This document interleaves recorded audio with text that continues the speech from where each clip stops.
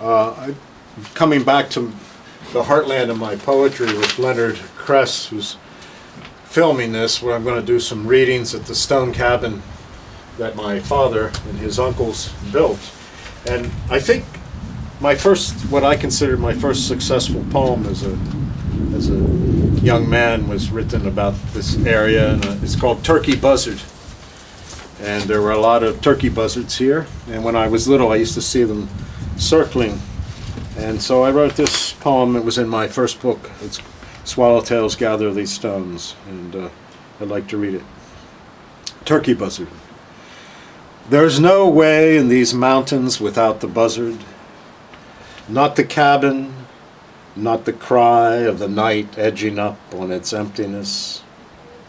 The fear that grips more cold than the cold-limed rafters. The fear the full moon holds for the cusp.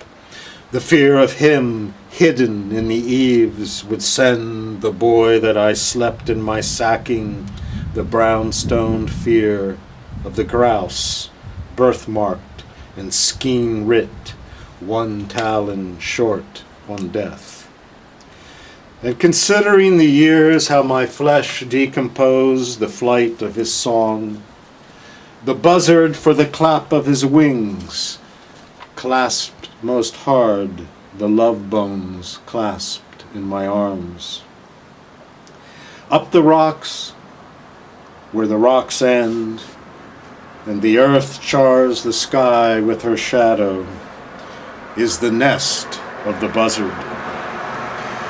The last claw in the last nest of the last buzzard already forecloses on eyes, haggles and guts, divines 8-taloned harrow-specks, the lust to begin again, ergo rehearses the parable of aeroplane and pterodactyl.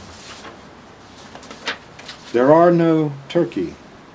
The buzzard lives high in the trees, but there are no turkey, no turkeys, no turkeys, no turkeys. Cut short in the penumbra dusk, one deer's body hangs, then settles slowly for years, forever, in the laurel, in the evergreen, in the crisp-flamed leaves, in the first snow, in the resin of deer blood, in death. To these mountains the hunters turn in season, and gather with dark to drive down the last hollow. I mark them. I scent the leggings that hold the blood smell of dead deer.